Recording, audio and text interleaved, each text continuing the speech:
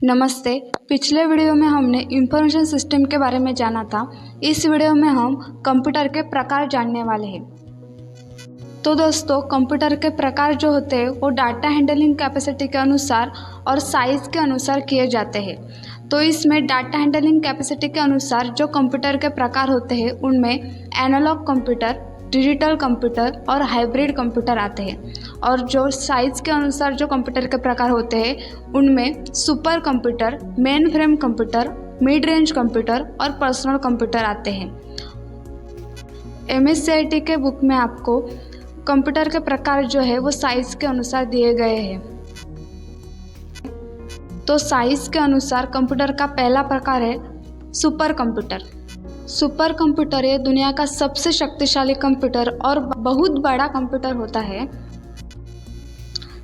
एक कंप्यूटर की क्षमता उसके प्रोसेसर से की जाती है। तो सुपर कंप्यूटर में लाखों प्रोसेसर बिठाए जाते हैं, जिसकी वजह से सुपर कंप्यूटर की डाटा पर प्रक्रिया करने की क्षमता जो है और डाटा स्टोरेज की क्षमता जो होती है वो बहुत ज़्यादा होती है। सामान्य कंप्यूटर के मुकाबले सुपर कंप्यूटर की प्रोसेसिंग क्षमता जो होती है वो 10 लाख गुना ज़्यादा होती है। सुपर कंप्यूटर का मेन फंक्शन जटिल कैलकुलेशन जो होते हैं वो ज़्यादा स्पीड से करना होता है, जिसका उपयोग वातावरण में होने वाले बदलाव को समझने के लिए होता है। जैसे क्लाइमेट रिसर्च डिपार्टमेंट होते हैं या फिर वेदर फोरकास्टिंग डिपार्टमेंट होते हैं, इनमें सुपर कंप्यूटर का इस्तेमाल किया जाता है उनके जटिल कामों को ज़्यादा स्पीड से करने के लिए। सुपर कंप्यूटर को बिठाने के लिए ज़्यादा जगह के साथ ही उसे एयर कंडीशन रूम्स भी लगते हैं और ये ज़्यादा एक्सपेंसिव होता है, मतलब ज़्यादा खर्चा होता है। तो दुनिया का सबसे टॉप वाला सुपर कंप्यूटर जो है वो फ्रंटियर है, जो US से बिलोंग करता है। और इंडिया का सबसे टॉप वाला जो सुपर कंप्यूटर है वो ऐरावत है। का दूसरा प्रकार है main frame computer. Main frame computer जो होते हैं वो सुपर कंप्यूटर से थोड़े कम शक्तिशाली होते हैं, लेकिन इनकी जो प्रोसेसिंग पावर होती है या फिर डाटा स्टोरेज करने की कैपेसिटी जो होती है वो बहुत ज़्यादा होती है। सुपर कंप्यूटर की तरह ही ये जो मेन फ्रेम कंप्यूटर होते हैं ये आकार से बहुत बड़े होते हैं और इन्हें एयर कंडीशन रूम्स की आवश्यकता होती है। मेन फ्रेम कंप्यूटर जो होते हैं वो सर्वर की तरह काम करते हैं।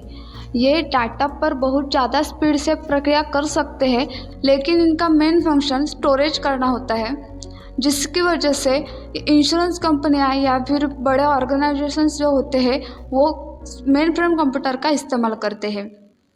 तो IBM Z, Fujitsu, server GS21, UNIVAC 9400 ये जो है वो मेन फ्रेम कंप्यूटर के उदाहरण हैं। अगला प्रकार है मिड रेंज कंप्यूटर।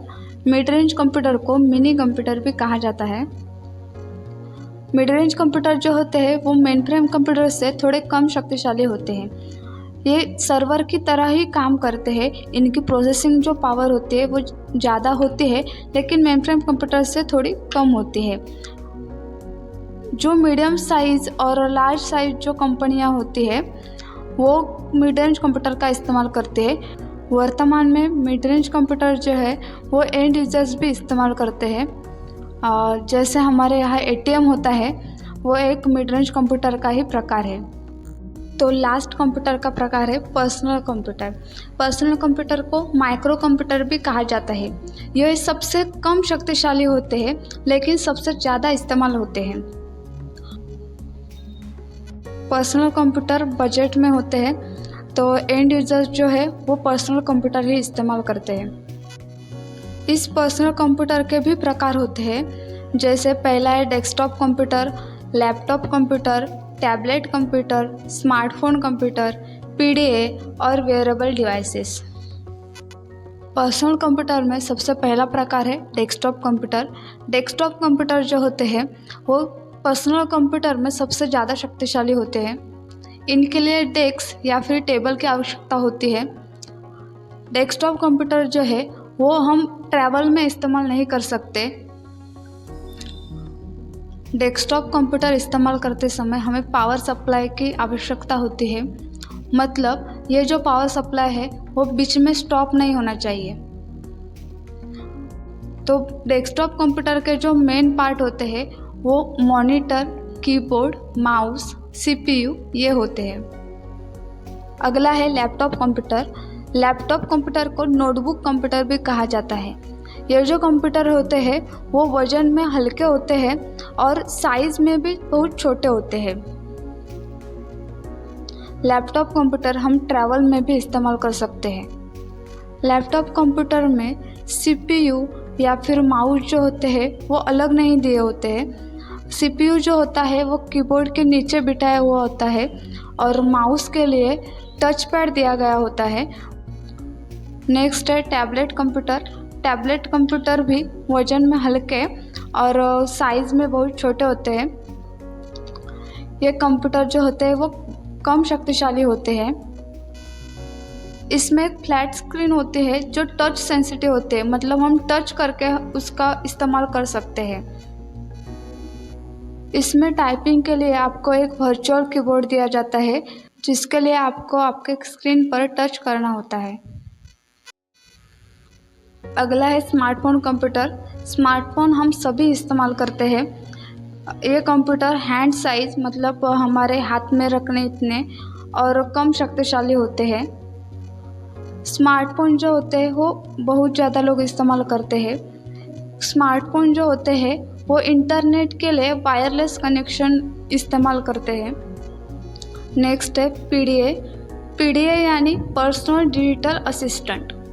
इनको पाम टॉप और हैंड हेल्ड कंप्यूटर भी कहा जाता है। ये कंप्यूटर बहुत छोटे होते हैं।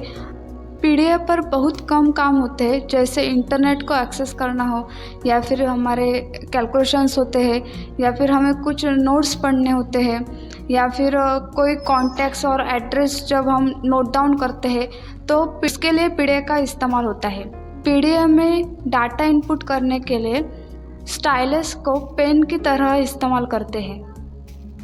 वर्तमान में पीडीए जो है वो ज़्यादा इस्तेमाल नहीं होते, उनकी जगह स्मार्टफोन हम इस्तेमाल करते हैं। सबसे लास्ट है वेयरेबल डिवाइसेस।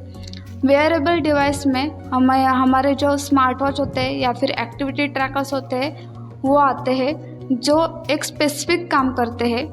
तो ये सब जो है वो कंप्यूटर के प्रकार हुए।